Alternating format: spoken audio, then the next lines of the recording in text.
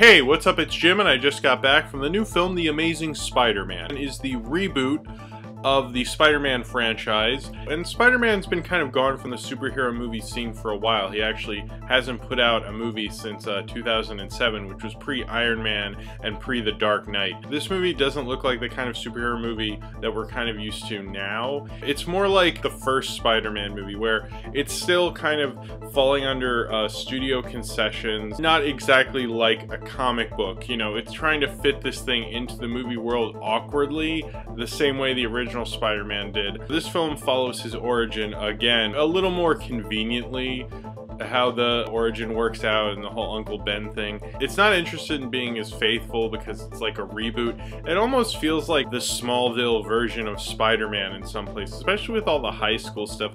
I didn't really get why they even messed with Flash Thompson, who's normally Peter Parker's arch nemesis. He bullies him around, he picks on him, and then he has like sympathy for him when Uncle Ben dies. I don't want Flash to have sympathy for Spider-Man. Much like Sam Raimi's Spider-Man, you have the villain origin story at the same time as Spider-Man's origin story, and this time instead of Green Goblin, it's the Lizard. I don't really like the Lizard design. I really wish they had kind of made him look like the Lizard that I'm used to from the comic books and like give him a cool design and maybe, you know, CG it out, but instead they made this kind of forgettable design. I guess he's supposed to be a mentor to Peter, but they don't really spend enough time together, as does like Gwen Stacy and Peter Parker. They just don't spend enough time together for me to really buy this romance. I mean, you can tell Emma Stone and Andrew Garfield do have a lot of chemistry together, and it was really cute. And Emma Stone was really good as Gwen Stacy. She definitely looks almost like Gwen Stacy put on film. Like, I was just kind of surprised how much she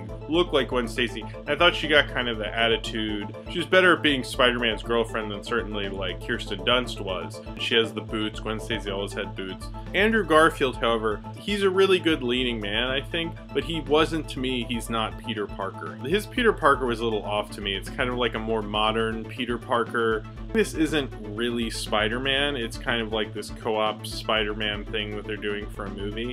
And it doesn't have the same anticipation. I mean, when I saw the first Spider-Man movie, I was so excited. It'd been like my whole life I wanted to see a Spider-Man movie. And then I see The Amazing Spider-Man, and it's been a while, and comic book movies have changed, and it just, the thrill isn't really there. The 3D did not make up for it. I don't really understand why most of it was in 3D, because it's kind of low on these effect shots, you know, it's low on the cinematography. I didn't like how it was shot. This film is shot by John Schwartzman, who also shot like Green Hornet. He wasn't a strong enough cinematographer to really take on a film like this, and also I think Mark Webb is the director of this film. He also directed 500 Days of Summer. He doesn't have the directorial stamp, the directorial voice that Sam Raimi did, and you really need that on a big superhero movie like Chris Nolan has, like Zack Snyder has, like Joss Whedon has. You really need to have a lot of control over your film. And this film just felt like a studio-driven Spider-Man movie, and it came off a little weaker because of it. There are definitely certain things I like about this movie. I like the guy in the Spider-Man suit. It looks a lot better than in the Sam Raimi ones. He looked a lot bulkier. And this Spider-Man is a lot more lanky, kind of skinnier, like the Spider-Man we all remember from the comics. That I like. The suit, which was actually designed by Cirque du Soleil, is alright. It's an okay redesign. I kind of prefer the original suit. This movie seemed to be conflicted because it's not really a Marvel movie. Marvel's not in charge of it. It definitely feels kind of like a Marvel movie, but by way of The Dark Knight, especially with the Dennis Leary character, who I guess is supposed to be kind of, I mean, I know he's a character, Captain Stacy is a character in the comic books, but they radically change him. They're trying to do kind of a Commissioner Gordon thing, which doesn't really work. This is kind of a weird mixture. They're trying to do some Dark Knight stuff, but they don't feel like they want to fully commit to it. The whole thing with his parents I really could have done without. This whole mystery within the film. I mean, this film had a little too many things going on at one time. I wish they had toned that down and just had more of a simple origin story, you know. The first Spider-Man film didn't have that mystery, and I felt more attached to Peter Parker than I do in this film. As much as everyone who involved in this production brought up that this is going to be a different kind of thing, it's so much like the Sam Raimi films. and it just doesn't really have a voice of its own, you know. It just, both because of the studio, and it was very anonymously directed. Any studio kind of director probably could have made this movie, and you wouldn't have really been able to tell the difference. The 3D was so unimpressive. I figured they'd do some cool stuff with him swinging around the city and stuff like that, but they just really never got into it.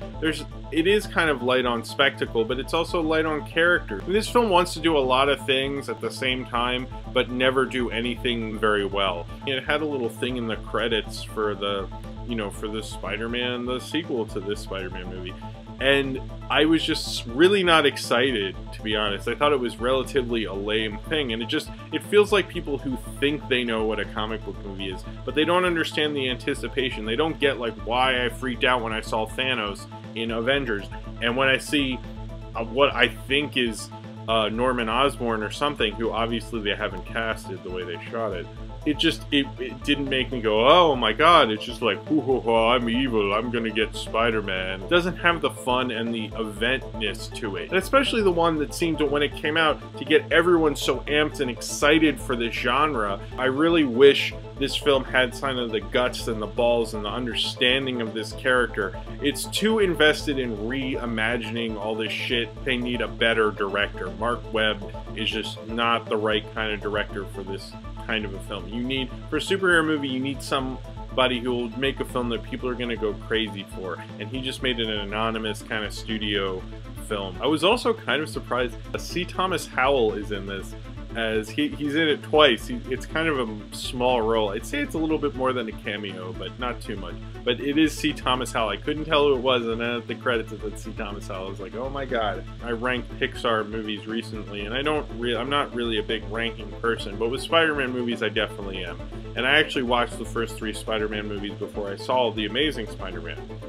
Out of the 3, I would go, the second one's my favorite. The first Spider-Man from 2002 would be my second favorite. I would put this third, and it's really not as terrible as Spider-Man 3. It doesn't completely miss the mark. It gets a couple things right. It's kind of in the right direction, but it's just really not there. And it feels a little outdated. It feels like a Spider-Man movie from 2002 or 2008, before they knew what was going to happen with what changed with The Dark Knight and Iron Man. I don't think I would tell anyone they should pay for this movie. I would just wait for it on TV. The 3D is really unimpressive. Kind of a waste of money, frankly. So if you have seen The Amazing Spider-Man and you would like to talk about it, then comment below in the comments. And subscribe if you would like to. This is only in black and white because I look gross today and I'm sweaty. It's like...